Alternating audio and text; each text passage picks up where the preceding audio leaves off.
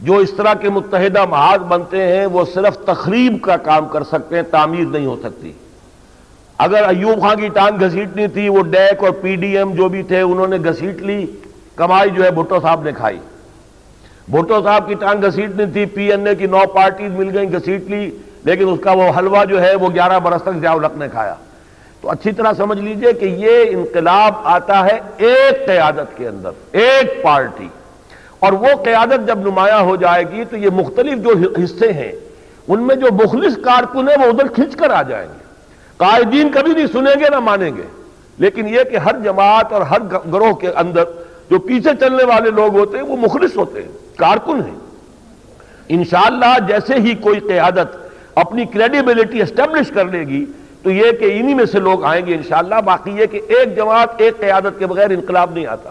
آپ یہ دیکھیں کہ آپ کے نزدیک صحیح ترین طریقے پر انقلاب کی جد و جہد کون کر رہا ہے، اس میں شامل ہو جائیں، چاہے وہ تبلیغی جماعت ہو، چاہے وہ جماعت اسلامی ہو، چاہے وہ تنظیم اسلامی ہو۔ منتظر نہ بیٹھے رہیں کہ 9 من تیل ہو تو رادہ ناچے، یہ سب ایک ہو تب آپ ہلیں گے اور تب آپ جنبش کریں گے۔ اس کے اوپر یہ فراریت ہے، یہ بھاگنا ہے۔ میں عرض کر چکا ہوں کہ انقلاب آتا ہے ایک قیادت کے اندر، البتہ یہ کہ اس کے لیے ہم نے جو کوششیں کی ہیں، جماعت اسلامی، تحریک اسلامی اور تنظیم اسلامی کا تو ایک وفاق قائم کرنے کی میں نے تجویز 2.5 سال سے دے رکھی ہے۔ باقی بھی ہم نے جو بھی انقلاب کی بات کرتے ہیں، تبلیغی جماعت تو انقلاب کی بات نہیں کرتی، لیکن جو کرتے ہیں وہ محمد اکرم آوان صاحب ہیں یا ڈاکٹر طاہر القادری صاحب ہیں، ہم نے ان کو اپنے ہاں بلایا، آئیے آپ ہمیں بتائیے کیا طریقہ کار ہے۔ ہماری سمجھ میں نہیں آ سکا کہ ان کے سامنے طریقہ کار کیا ہے، لیکن یہ کہ ہم نے اپنی طرف سے کوششیں کی ہیں کہ ان سے قرب ہو، ان کو بلایا جائے، ان سے ملا جائے، ان کی بات سنی جائے۔ ہمارے اجتماعات میں آئے ہیں، انہوں نے تقریریں کی ہیں، جلسوں میں بھی بلایا ہے، لیکن ہمیں آج تک کسی نے اپنے ہاں نہیں بلایا۔ اگر محض دعوت و تبلیغ سے اور تربیت سے اور تعلیم سے انقلاب آ جاتا تو حضور کبھی ہاتھ میں تلوار نہ لیتے۔ حضور سے بڑا داعی، مبلغ، مربی، مزکی، معلم کوئی نہیں ہو سکتا، لیکن یہ ہے کہ دعوت و تبلیغ سے جو نیک فطرت، نیک سرشت لوگ ہوتے ہیں وہ کھنچ کر آ جاتے ہیں۔ ویسٹڈ انٹرسٹ میں سے بہت کم لوگ ہوتے ہیں کہ جو اس کو قبول کریں، ان کے مفادات ہیں، ان کے پاؤں میں بیڑیاں پڑی ہوئی ہوتی ہیں، لہذا ان کے لیے تو پھر ایک طاقت فراہم کر کے ٹکر لینا ضروری ہے۔ با نشہ درویشی در ساز و دمادم زن، چوں پختہ شوری خدراس پر سلطنت جم زن، لہذا اس کے بغیر چارہ کار نہیں ہے۔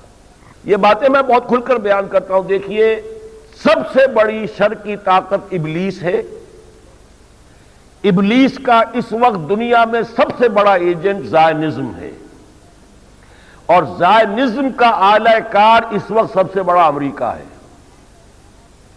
جو خطرات اور خدشات علامہ اقبال نے ابلیس کی مجلس شورا میں بیان کیے ابلیس کے، وہ خطرات و خدشات اس نیو ورلڈ آرڈر کو، جو جیو ورلڈ آرڈر ہے، لاحق ہیں کہ دنیا میں کہیں بھی اگر اسلام کے نظام کی کوئی شکل بھی انسانیت کو نظر آ گئی تو ہمارے یہ سارے جو داؤ پیچھے ختم ہو جائیں گے۔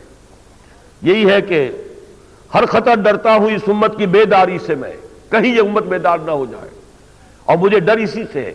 یہی بات ہے، کیا وجہ ہے کہ امریکہ نے جب وہاں پہ الیکشن کے ذریعے سے ڈیموکریسی کی سب سے بڑی علمبردار حکومت جو ہے دنیا کے اندر، جس کا مذہب ڈیموکریسی ہے، الجزائر کے اندر اگر وہ الیکشن کے ذریعے سے آ رہا تھا، اسلام کیوں رکوا دیا؟ اس لیے کہ ان کو اصل خطرہ اس سے ہے۔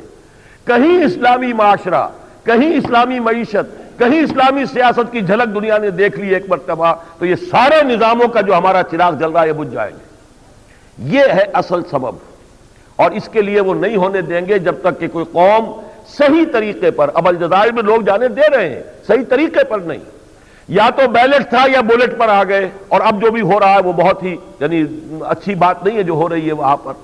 اصل میں یہ ہے کہ درمیانی شکل، یہ نہ بیلٹ سے آئے گا نہ بلٹ سے آئے گا۔ آج کی دنیا میں اس کے لیے جو اجتہاد میں نے آپ کے سامنے رکھا ہے کہ وہ ہوگا پیسفل ڈیمانسٹریشن سے شروع ہو کر ان آرمڈ ریوولٹ، لیکن یہ کب ہوگی؟ جب لاکھوں آدمی ایسے جو اپنے وجود پر اپنے گھر میں دین نافذ کر چکے ہوں، اپنی معاش اور معیشت کو اسلامی بنا چکے ہوں، ایک شخص سے بیعت کریں، مرنے کے لیے تیار ہو جائیں، تب ہوگا، ورنہ نہیں ہوگا۔